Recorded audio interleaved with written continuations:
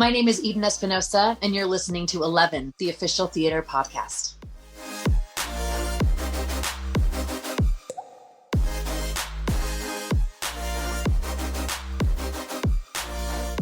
Hello and welcome to 11, the official theatre podcast that brings the biggest stars and creatives together in one place to discuss life in the arts. Today we welcome a lady with a unique vocal talent that's led her to play some of the most iconic roles on the stage, with credits including Evita, Joseph and the Amazing Technicolor Dreamcoat, Rent, In the Heights, Falsettos, and a rather small show called Wicked.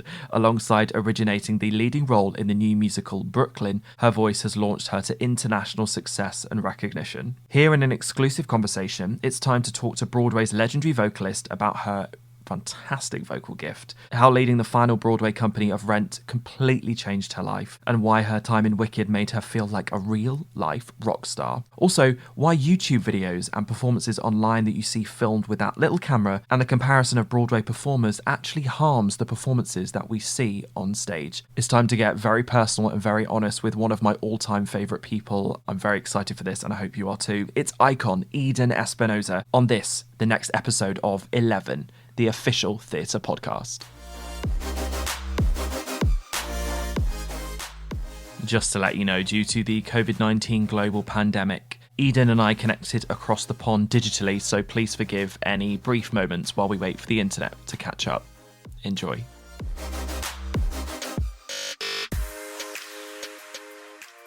Please help me welcome to the next episode of 11, somebody that's actually been a constant in my life for a significant number of years, and she's not even aware of it. And today I must confess I'm going to do my very best to, tell her all about it. So please help me welcome to 11, Eden Espinosa. Hi. How are you? I'm doing okay. You know, it's a bit crazy over here in the US, but given everything that's going on, I'm doing well. You look amazing. I was saying before we started recording that Eden has this humongous sort of blown out hair and this amazing sort of reddy pinky coloured velour tracksuit on, which I'm very, very jealous of. Which I've literally rolled out of bed, threw on a pair of glasses, and I have my onesie on. So thank you.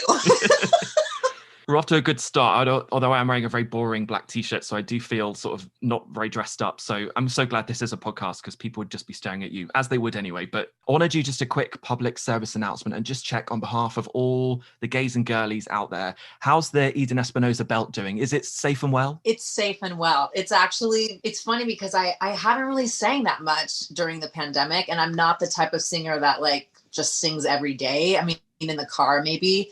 And I actually had a session yesterday for voiceover where I had to sing 2 songs and my voice was like, yo, what is going on? Where I called a friend after and I was like, am I a singer? Because my voice was literally looking at me going, what do you think you're doing right now? But yes, it's well and intact. Possibly a tiny bit out of shape right now, but we're doing good. I mean, to be fair, we could probably stop here. That's all I wanted to know. So signing off. For your time and goodbye. Literally be the shortest podcast in the world. No, I joke. I wanted to check because we're all obsessed with it. We all love it. And it's an amazing, amazing instrument that you've used, as I mentioned, in so many different shows. And one I referenced just a second ago was Falsettos. You did the national tour across the United States. And it's a show that had this resurgence. I mean, we had this production in London, which went crazy. I mean, people are obsessed with it. And obviously we had the huge production most recently on Broadway. And obviously the people listened to the cast album and rediscovered it. So I guess, you said when you were doing that show, I think it was sort of towards the start, that being in it healed you. It was a sort of full 360 experience. And I loved this idea that you can benefit not just creatively, but personally from your work as well. And that was incredibly inspiring as somebody that follows you and follows the show, to know that you still feel that being in it. So I guess in your own words, what was it about that show that really connected with you? Why did you, just have to be part of it? Funny story. I didn't want to be a part of it. I think that I saw the revival on Broadway. I have so many friends in that production and it was a gorgeous production. And to be honest with you, I wasn't incredibly familiar with the show as a whole. With individual songs, I definitely was. And, auditions were coming around for the tour and I passed on the audition, mostly because I've never toured before and I wasn't particularly interested in touring at this moment in time. And then the other reason was because I didn't really see myself as a Trina. And I'd never played a role like that before, really. And so I said no to the audition actually twice. And then it came around the third time, and I finally sat myself down and I said, I was like, Eden, James Lapine and Bill Finn are asking to see you. Get over your whatever the reasons are and go in. Like, I try to like think about things of this is coming around again, and there might be a reason. And I, I went in, and I didn't think I was going to get this job until my audition was over, and I thought, I'm going to get this job. And I think mostly because like I think I had a completely different take on the role than what they had seen before. And it just was a lesson in don't limit yourself based on what you think of yourself. You might show them a different version that they respond to. So Trina was very, very unexpected, and I had just come off a divorce that was actually finalized while we were on tour. And so, there were things that about Trina and her, my ex-husband wasn't gay, but there were things about Trina and Marvin and their journey that it evoked things in me that I thought that I was over. And so there was just a lot of like uncovering and a lot of rawness, and it actually helped me get past a lot of stuff that I didn't think I needed to get past. So it was a surprise in a lot of different ways. But also it was beautiful and fulfilling in the moments of being a mother. It's an amazing show, and it's so interesting how many different ways that it connects with individuals. Going to see it, having seen and listened to the cast album on so many different occasions, to see how different ages and different types of people respond to it. And I imagine that's something that you experienced on the national tour, state to state, city to city, how the fact that this story itself isn't just, a one sort of size fits all. It really does connect to different people in different ways. And I guess that's a testament to the way in which it fit into your life. Yeah, absolutely. It's funny because when I saw the show, of course, there were beautiful moments that I was moved by, but as a whole, I literally looked at these people and was like, everyone is horrible. Like, and that's actually what was beautiful about learning the show, and appreciating the fact that Bill Finn wrote these characters that are incredibly flawed and incredibly human and messy, but they are a family. And in all the different ways that people can be a family. And it was awesome to get in it and then find the connections for me and for all of us as individuals, also separating ourselves from the original revival cast and making it our own, which was cool as well. But it was interesting taking it around to certain cities who possibly weren't as progressive as others. And it's a very niche piece of theater, it's not everybody's cup of tea, sonically, the way that it's written, melodies and stuff, it's not that accessible to everybody. And so it was interesting to see, city to city, how it was received. Sometimes in certain cities, people would leave after Act 1, and the theater was definitely more empty for Act 2, which is a completely different vibe than Act 1. So, it was a very varied tour, but we had an amazing time. What about the interactions that you had with people perhaps after the show, or, even passing in the street? I know some people spot, stars from shows and they say, oh, I came to see the show and I got this from it. Because I imagine it probably did cross your mind at least once that the story that you're telling could, is a real story. It does happen to some people. Yes, it's obviously a niche story, but there will be people that come see you playing this role that will have been through that experience. Did that ever happen? Were you ever sort of mindful of that? Absolutely. And I think we all were shocked at the amount of young people that really identified with these characters and what they were going through, for a million different reasons. the relationship of a young person with their parents when it came to Judaism, when it came to maybe my dad left us and is now married to a man, or my mom left and now married, that kind of thing. And also the amount of awareness that it brought to a generation about the AIDS epidemic and the AIDS, crisis in the world and in this country. We felt the weight of that, the responsibility of exposing what this was at the time, which was a death sentence, pretty much. So yeah, there were so many different aspects to the show that really, it was actually talking to people after the show at the stage door that we really understood the nuance in how the connection that people were having to the show. That was just so layered and nuanced with everybody for a million different reasons, which is what's so beautiful about art, and so that was incredibly it was an honor, and it was gratifying and fulfilling to know that. And were you aware during the show that there was this, desperate need for leading ladies to belt with bananas in their mouth? Were you aware that this was a thing? I wasn't aware, but it still tickles me to this day, that because it is quite a science, believe it or not, where to place it in your mouth so that you don't inhale a piece, or I put too much in that time, or, but that moment in a show is one of the iconic things. It's like, you very rarely get a number that is so beautifully crafted, that can let you just play and have fun.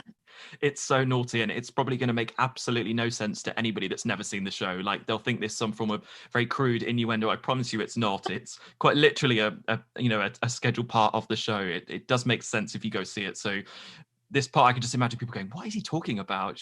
Yes. You mentioned the AIDS crisis because it is a huge part of that show, and I'm really, grateful that stories like this are being told. We often don't see them on stage. The Inheritance has been this phenomenal play that came from England, that played on Broadway and had an amazing reaction, and I'm so grateful for that. And Falsettos is another piece of theatre that really does that. Another show that you were part of, which you closed the Broadway company, was Rent, and that show in itself, I mean, the two shows that I referenced before had amazing impact on the theatre community, but Rent, I think, is the original, that tackled the AIDS crisis in a way that literally sent a seismic shift through the world. I mean, it really is, to this day, if you were to put a full-scale production on, there's nothing like it. Nothing will ever beat it. It sits in a genre all of its own. The production itself, we're very lucky to say, was recorded, and we get to just see you belting for the gods once again.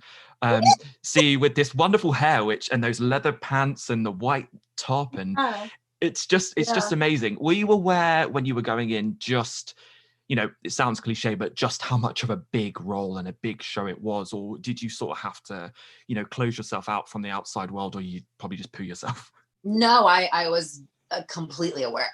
This show was monumental in my journey. It was, I always loved theater, and I always wanted to do it. But when I first heard Rent and these voices in that original cast, I immediately was like, oh, if these people are on Broadway, I can definitely make it. It wasn't like I had to sound more legit or more, this stuff. One of the first times, besides Hair and Jesus Christ Superstar, that you had pop rock voices, true pop rock voices. And again, monumental in shaping me and what I wanted to do. It was the first show I ever saw on Broadway.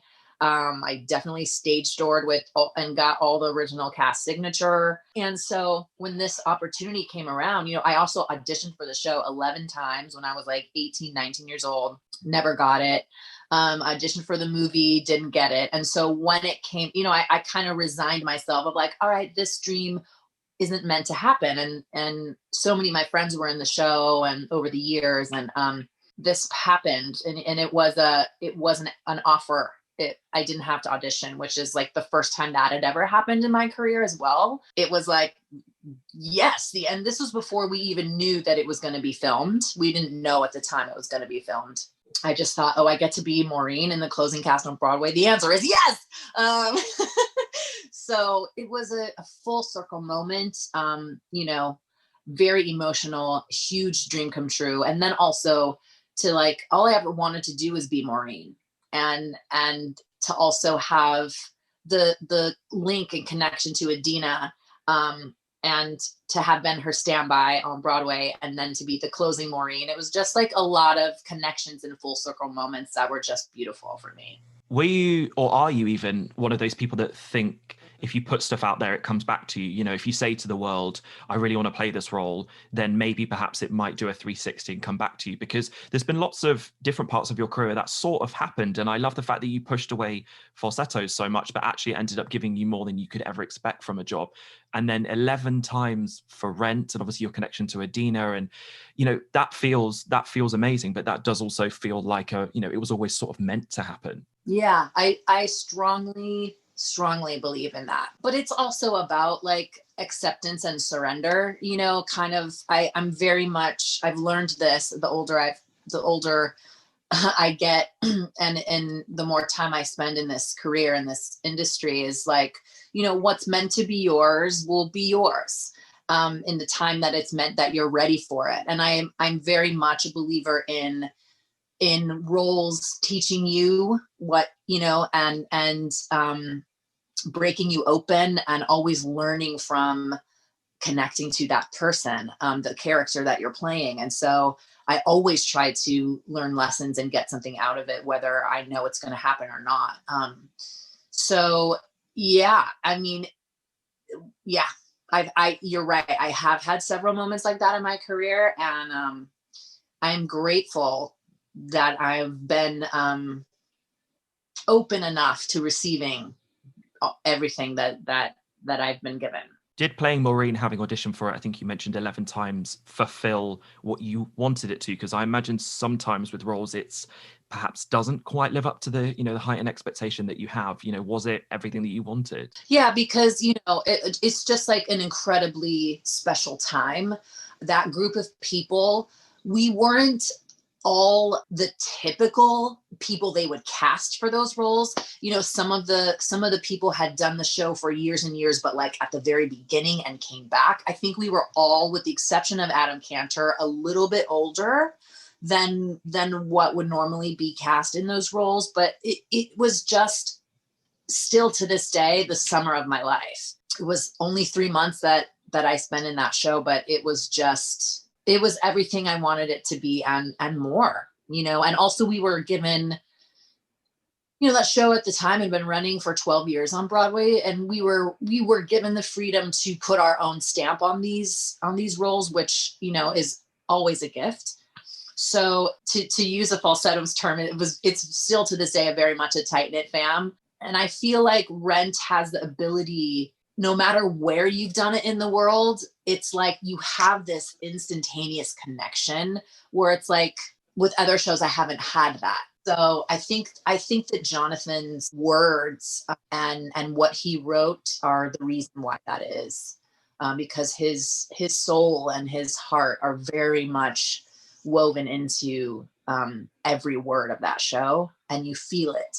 And that's the difference, I think, that brings us all together. Take Me or Leave Me and Over the Moon are signature songs. I mean, they're probably, I imagine, certainly Over the Moon, like one of those songs I imagine that gets sung all the time in auditions. It's probably like, don't sing that song in auditions, because it's sung so much, because it just has to be delivered in a certain way. It has to be performed in a way, perhaps even, just as written, or perhaps that people have heard in the movie or the musical. So when you then go, now it's my turn to sing that song, how do you carve out you without pulling away too much from the album or what people are expecting of you? How do you make it, Eden's? How do you put your isms on it? That's funny, because when you were saying that, like, something just came to my mind, because, when I didn't go to school for theater. After the original company had been on Broadway for a little while, and like the national tour hadn't happened yet, none of the other companies had happened yet. And I was like a senior in high school getting ready to graduate.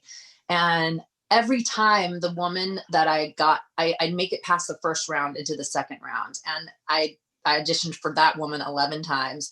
And the thing she would say to me every time is, don't sing it like the cast album.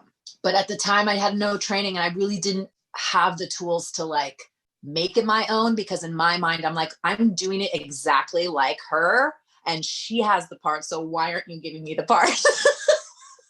So cut to, you know, probably 13 years later, I was given the freedom to make it my own. And I have to be honest in saying, like, Over the Moon is probably one of the scariest things I've ever done in a show. It's frightening because you feel like you're out there without a safety net. And for me, you know, I think that Maureen can be misconstrued as an incredibly selfish, self-centered person. And I wanted her, my version of her, to be so serious about her art. And that can be comedic in how invested she is. And so I just wanted to take that moment as serious as possible, even when things went wrong, you know, with the sound machine or getting a dry throat. And so there were things in there that would happen to me naturally that I would ad lib off of, that Michael Greif was like, that is a really great moment. And if you can make that organic as possible, keep it. So there were things like that he allowed me to bring my own stuff to it. But throughout the show, I wanted her love for Joanne to be apparent, even though their relationship is tumultuous.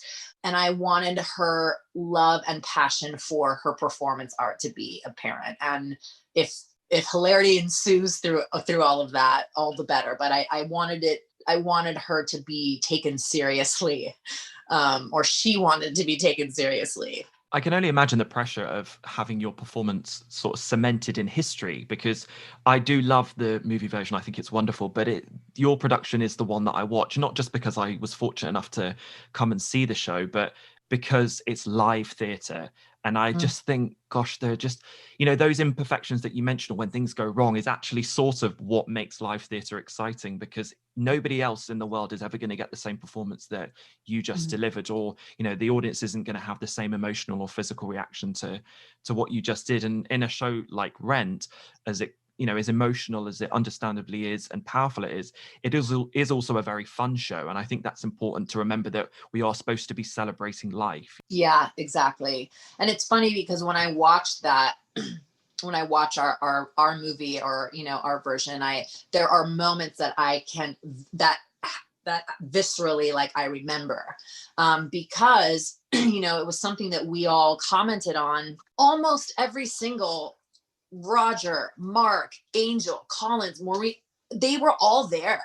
And so as intimidating as that could be, it was easy for us to shift the perspective on, this theater is just full of love for this show, for these roles, for this music, and for this man who created this show that has impacted our lives so deeply, and countless others. And so, you know, I think that is what kept us grounded and centered, because it was overwhelming, you know, having that much energy coming at you is indescribable. Do you go home feeling, you know, elated? Do you go home feeling emotionally drained? Do you go home feeling somewhat content when you do a show like that hits so many different nuances? Oh, all of those things. Yeah. It's just depending on the day. It's all different, but yeah, I mean, I think that, like, you know, I think all of us, if you're lucky enough, you're paired with like-minded artists. And that particular group of people, and I think because of that specific time, we knew it was the end. We knew we were the last cast. And so we literally savored every moment, and every show we left everything we had, because we didn't want to take advantage of any of it. You know, we knew it wasn't going to be another year. We knew our time was limited. It was exhilarating and equally as exhausting, because, you know, the audiences on throughout that entire summer were just as enthusiastic as that closing day. So that fuels you, but it's also, it also drains you at the end. You feel like, oh, I did that. If anybody's wanting to watch that production and that performance, not that we're here to plug too much about Rent, but it is available on iTunes and it's worth every penny. It's really is, a staple now of I was going to say British history, that's habit, American history, and all of our history and our collective musical theatre history. It's an amazing, amazing production. So let's drop the B-bomb. Let's talk about one of my favorite things in the whole entire world, and that's Brooklyn. Oh! You look terrified then. I was like, oh my gosh, what did you think I'm going to talk about? Oh, I don't know. I was like, B-bomb. I was like, what's B? I was thinking like, and there you go. Anytime anybody mentions you, apart from the show, which we'll talk about in a second, this one gets brought up because, the songs, the story, I'm getting a little bit sick of myself just constantly saying this to you. You're going to be like saying the same statement about every show, but it's true. Right, let's just start at the beginning. So it's a role that you got to workshop and, bring through and bring it to the genius that it is now. For you getting to originate a role, does that mean that all of your dreams, all of your aspirations to want to make something your own come true in, essentially a rock opera? Does it all just come together in one wonderful piece? Well, Brooklyn actually is the thing that brought me to New York, and gave me my equity card and, got me into the community. And so I didn't even know what a workshop was. At the time I was working at Universal Studios, which is a theme park here in Los Angeles and Florida.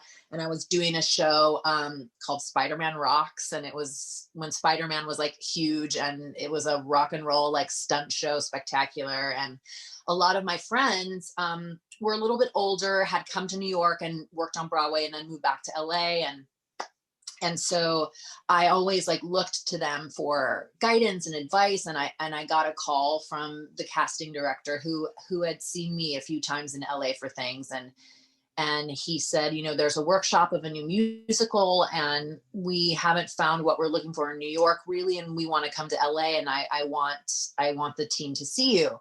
And I was like, great, okay, no problem. And then I was in the break room and I got off the phone and I literally was like, hey guys, I didn't have an agent or anything. I was like, I just got a call to audition for a workshop. Like, what is that? Should I do it? And they're like, yes, you should. It's like the very beginning of a long journey. And that means you'd be the original. I'm like, oh, okay, great.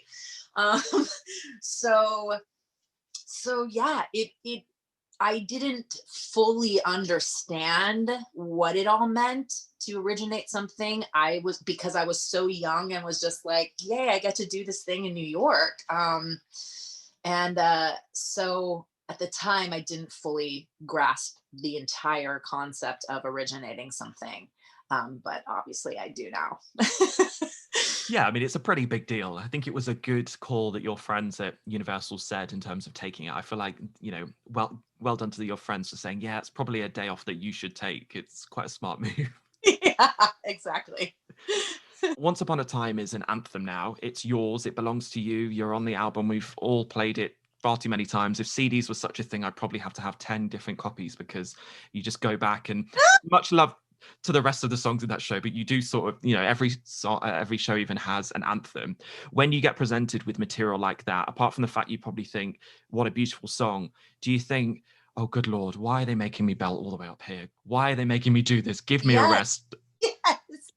What's so funny is somebody, it's just yesterday or today, put it on their Instagram stories of a press day that we did for Brooklyn. And it shows Karen Olivo and Ramona Keller in the background. And it was the last moment of Once Upon a Time. And I just reposted it today. And I was like, baby Eden and Karen and Ramona. And Karen sent me a DM and she was like, I'm still mad that they made you do that. And I was like, yes, I know. Seriously. It just comes with age. I would have done anything they asked me to because because I was young enough. And, now, I'm a lot older now. And now I'm like, maybe just a half step down, or I have to do this 8 times a week. Can we reframe it a little tiny bit? But at the time I wasn't concerned about any of that. because I was just like, wee, you know? But I do remember that song in the workshop was very different. It was a different song. And Once Upon a Time was like a very intimate, quiet, lullaby-ish thing that street singer sang to Brooklyn. And then when we were going in our out of town tryout, they changed it, took out that old song, made it my song, and it made it like the theme of the show that would come back every now and then. And I remember John McDaniel playing this new version for me and then playing the end on the piano, what they wanted me to do. And I remember like saying to him, I was like, I can't do that. And he's like, yeah, you can, and you will. And I'm like, okay. So I don't know if I had ever sung. I don't know why they thought I could, but obviously they heard something in my voice that maybe I did it later. I don't know, but that note is crazy, and I would never wish it on anyone, because now, of course, years later, there's pressure and there's like more mind games that come along. Then I was literally just like living out my best life, and I wasn't concerned about pressure and expectations. And now it would be a nightmare to have to execute that 8 times a week. For me, it would be a nightmare. I just imagine you going around your house being like, yeah, it's still there. Yeah, I've still got it. Like, or are you like, don't even try? No, I do. I don't sing Once Upon a Time very often, but I don't sing the song to see if I still have it, because there's just a lot of not trauma, but there's a lot of stuff connected to that show. But like I'll go up there every now and then and be like, she's still there. Okay, girls. All right. She still got it. Like, She's in there still. It's an amazing song anyway. And I can imagine that as much as you go, oh my gosh, I could never sing that. And obviously you come to realize that you can, and it's within your bandwidth to be given and presented with and get to make a song, an anthem. I think it's very, very fair to say it's become an anthem, yours. And obviously you shared it with the world, and it's been sung by so many people as homage to the show and in celebration of the show. But I imagine this probably sounds a little bit cliche to say, but like you're very grateful for that. No, and that's exactly what it is. At the time, I think the show Brooklyn was ahead of its time. People really weren't singing that crazy on Broadway at the time. And now, of course, like there's a million shows where it just gets crazier and crazier. And I think that like people, in college, and at the time they were too young to have known the show or seen it.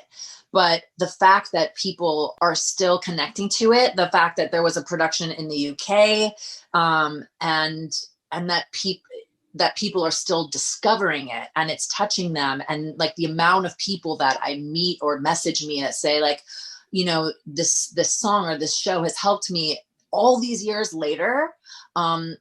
It makes me proud, and it makes me just know that it was meant to be, for however short-lived it was, and however it wasn't received well in New York at the time. So that makes my heart incredibly happy to know that people love it. And still to this day, even if it's not streaming on, they took it off all the streaming platforms, but people are still digging it. And so that makes me happy. If you look online at clips from that show, but also if you look at your performances in Evita, which was fairly recently, and also which again is you and your signature notes and making it your own so beautifully. And then if you look at the sort of slightly professional recordings of you as the narrator in Joseph, sort of towards the start of your career, and then we talk back to you singing, believe it's Ariel at Universal Studios, and all these performances, I sort of do feel like you set yourself up for a little bit of a challenge, because you just apply 100% of you and the crazy interpretations that you do to it. And I think at sort of a Wednesday afternoon, mid-March when it's raining, and not that it ever rains in the States, but and you'll think, oh gosh, have I got this in me? And I feel like you've sort of set yourself up to really deliver as well. Is there ever the other side to that where you think, oh gosh, people are expecting so much, not just of the character, but of me, and I don't think I can deliver? Does that happen? 1,000,000%. Yeah. I had a real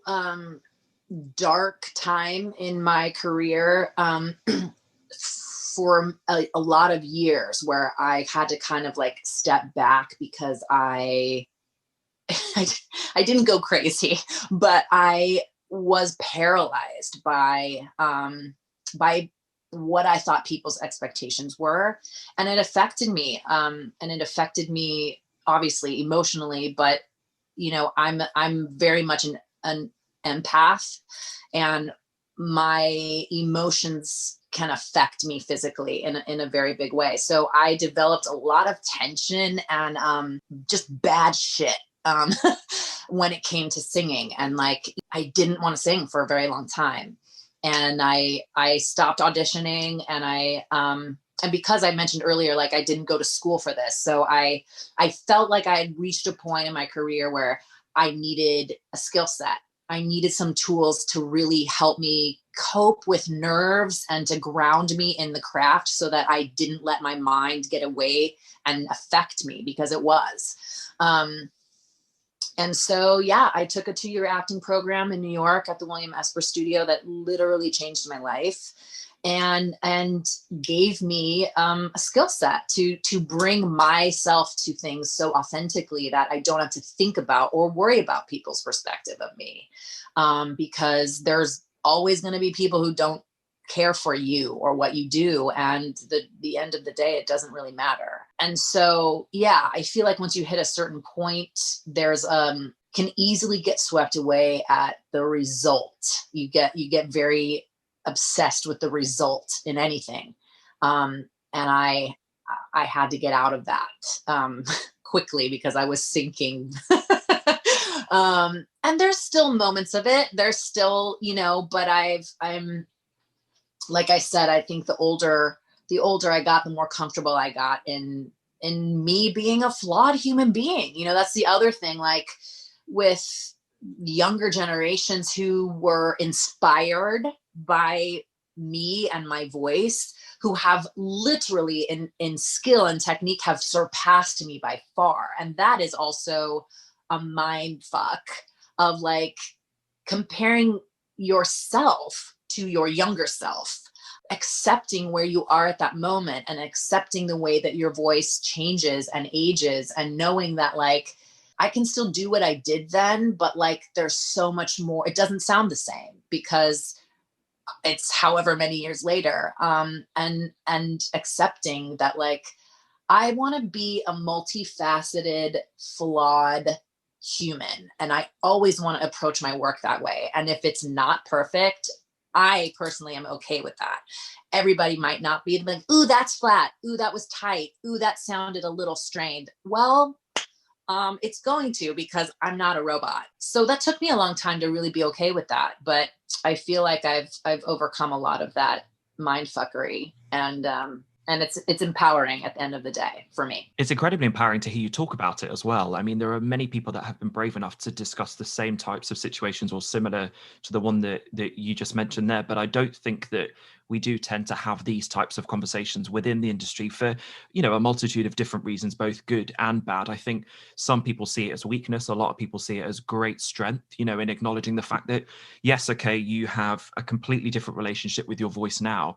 But gosh, if that didn't happen, you wouldn't have gone, you know, for 2 years and studied and improved on your acting. Perhaps you wouldn't have got falsettos. I mean, there's so many benefits to it. I feel like actually I'd rather see, and I, you know, just focusing on singing, people expect the notes, but actually I've seen so many actresses with, you know, voices that aren't as strong as the album that are much better actresses on stage. And you think, well, I'd rather have that than the alternative. You know, it's very much a give and take situation. And I applaud you for being completely honest about that, because I feel like this is a conversation we should have more often. I agree. I'm very much a believer and in transparency and vulnerability and being honest about struggles, because we all have them and there's nothing wrong with them.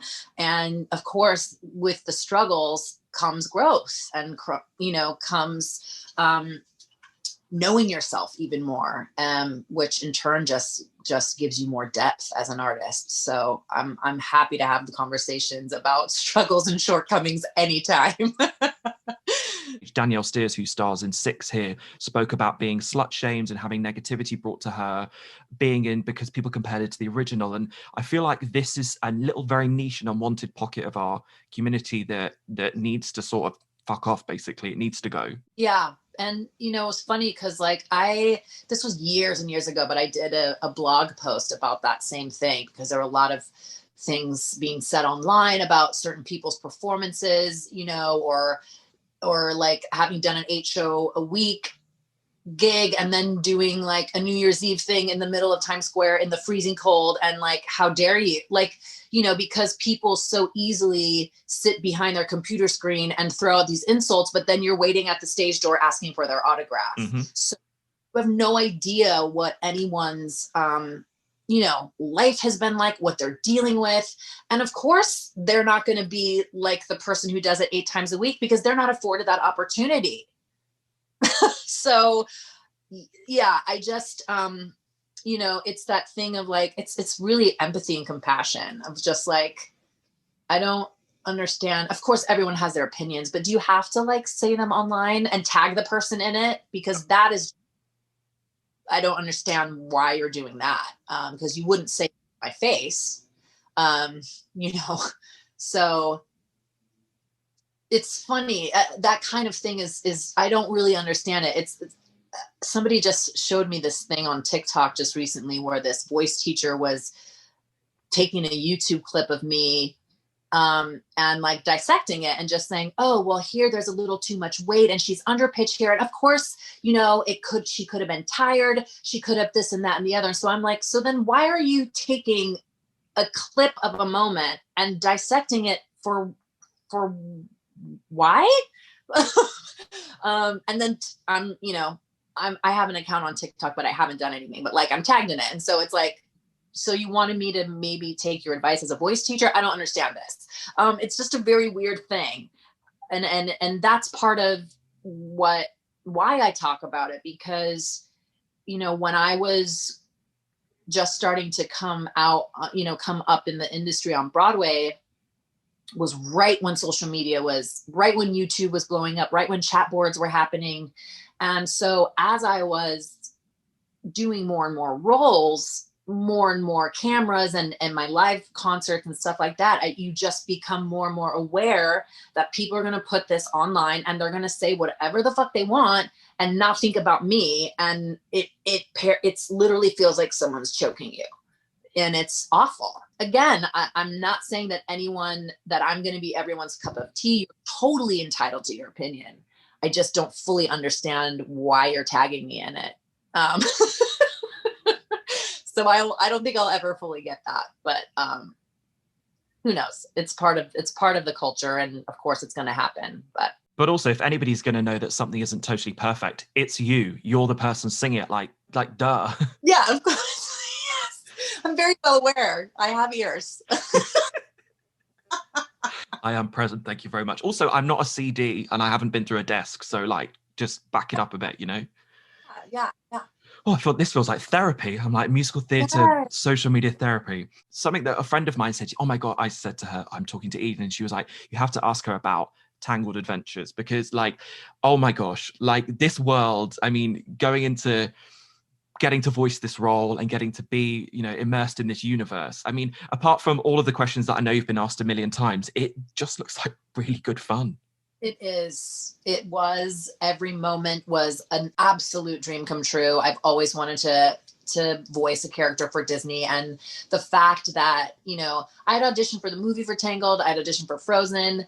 Obviously, we know how that went. So to have Tangled come back around in this way and to have me be one of the only new characters and have so many people, you know, connect to Cassandra and embrace her, and the music and like just all of it was over the moon. It still sends me over the moon. And I just love that people love the show so much. Is it nice to also step into a world that you are perhaps not too familiar with, you know, to get to sort of focus solely on the voice and know that other people can do that bit, you get to bring everything to you to that. And especially, I imagine through your voice, you're acting as well. Yeah, it's a completely different medium. And I'd had a lot of experiences experiences with voiceover before, but not to this extent, not the same character for 3 seasons. So it really is like a different medium, and you have to sort of learn the nuance of capturing emotion through your voice without your face and without your body and without your gestures. And so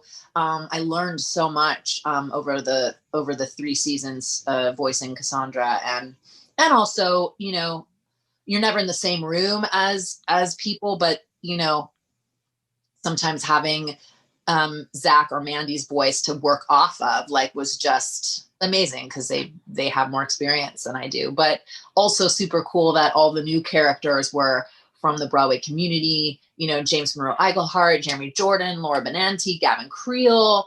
So it was just very, very cool that they embraced us and included us in the fun. The music is so good, and you are in really good company. I mean, the list of names that you mentioned there, especially musically, getting to hear you all work together, it's like one of my go-to albums. I mean, I just think it's great. I love it so much. And I was actually, when I recorded Waiting in the Wings, I was actually in Boston doing Maria Friedman's production of Merrily We Roll Along with Mark Umbers and Damien Humbly. And so whenever I hear Waiting in the Wings or people mention it, I always end up like thinking about Merrily, because it was like a time. So cool. We haven't spoken about it yet, so there are so many questions that you've been asked about Wicked, and therefore trying to find something original to ask you is I must confess, quite difficult. I was like, what hasn't she been asked? And we've spoken so much about how you've applied yourself, and so many of the options and choices that you did have been put in as alternative versions, and you've claimed very much that role as part of your wheelhouse, and you've been celebrated for it in so many different occasions. And so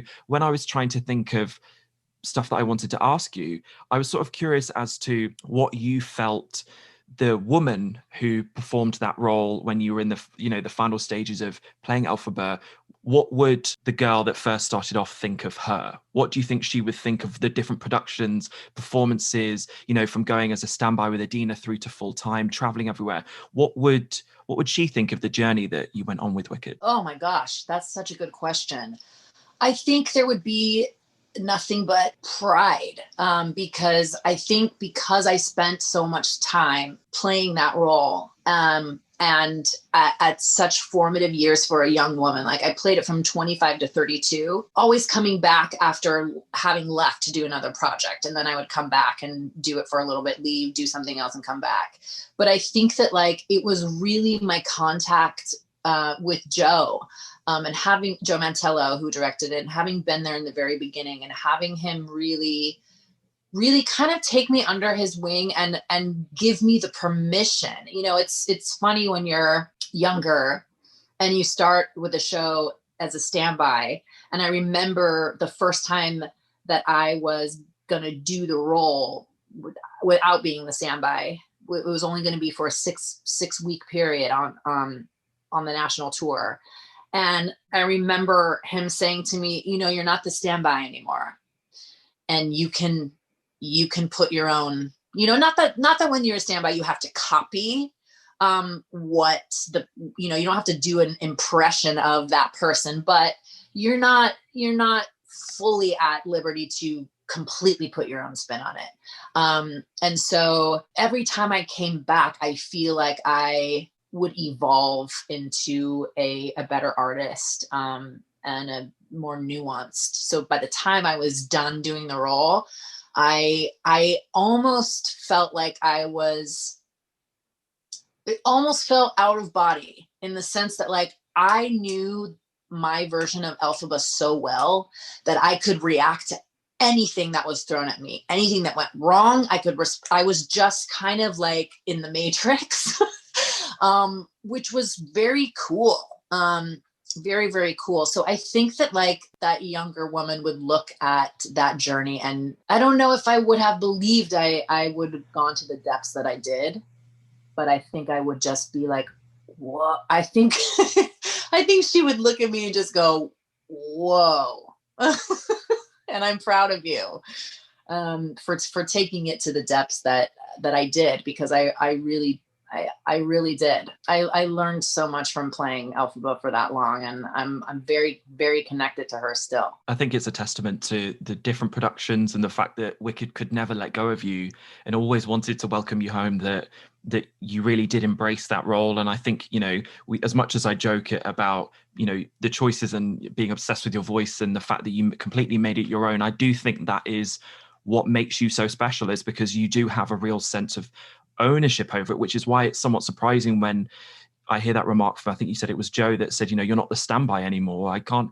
ever imagine you copying somebody else, or, not feeling completely at home with that. And again, I think that's a really commendable thing to say, which is that so often when a role isn't yours full time, you do sort of feel in the shadow of somebody else. And therefore I can imagine, when you get to go to LA, of all places, and get to perform that role, you go, yeah, fuck this is mine. And I'm taking over. Yeah. And that specific production with that specific cast was really almost all of us, except for Adam Wiley, maybe. We had all done the show before, and it in different productions. And so Joe really stripped us of everything and really like pushed us to find new levels and new depths, and a really nuanced our own stamp. And it was hard. And there was a lot of like tears, and he really pushed us, but I can't thank, and continued to throughout the run. Like he would come in and check, and he never let us, because that particular production was like Hamilton, when we were in LA. Like it was never like, it was like that on Broadway at the beginning, but LA was like a rock concert. And when you listen to those like YouTube clips, you're like, oh, that was closing in LA because it sounds crazy. He never let us fall back on our back foot. He never let us, take advantage of the fact that the audiences were going to love it no matter what. He always pushed us to be on our toes. And I'm forever in his debt for that, because it's still, these are real events happening to real people right now, what he would always say. And I still use that phrase to kind of ground me and center me in making it fresh and staying present. So yeah, it's the gift that will always give to me. And I'm forever grateful. And I will never be like, ugh, Wicked again. I really never get tired of talking about it, because I love it so much. And I love my time with it. We're never going to be without memories, because literally the internet is awash of you singing that song. I mean, it's like, gosh, I don't want to listen to Eden singing that bloody song. Like, come on, it's everywhere. Well, I can't wait till I'm old enough to be Madame Morrible, because I've already put it out in the universe. Like, I cannot wait to be Madame Morrible. I can't wait. How can she riff that start of Wizard and I? She'll find a way. That's hilarious. Oh my God, I can't wait. Has there ever been a discussion about you doing the production in the West End? There was at one point, a long time ago. It was right before I was about to do my last contract that I did in San Francisco. That they were throwing around the possibility, but then it was like a shuffle. They were trying to like shuffle some people around, like, well, maybe we'll put Eden in the UK.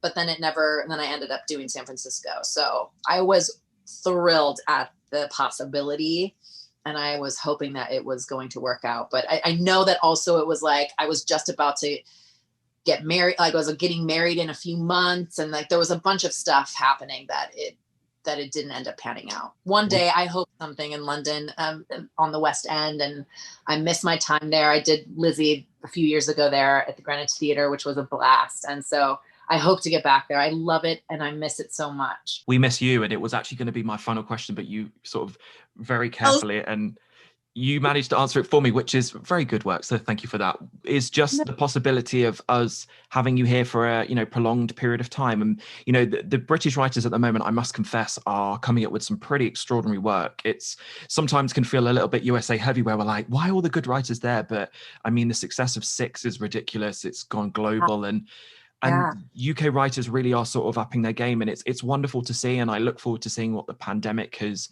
given them time to hide away and to create stuff. But I imagine you sort of answered it then. But if there was a Union Jack flag that came waving, I imagine we could perhaps see you here. In a heartbeat. In a heartbeat. Call me.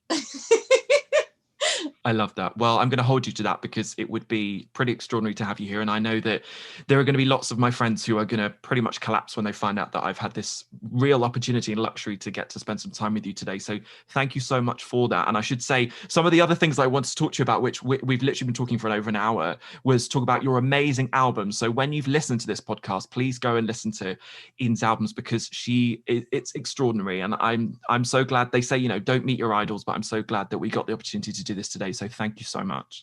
It is my pleasure. Thank you for having me. I had a great time. It flew by. I was like, over an hour? Really? Let's talk some more and have some tea. Well, when you come here, consider the tea on me. We can do tea and scones and crumpets and whatever else this cliche tradition is.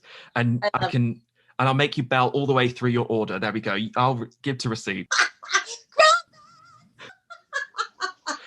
And on that note, thank you very much. Most importantly, and above everything else, please stay safe. And I look forward to seeing you very, very soon. Likewise.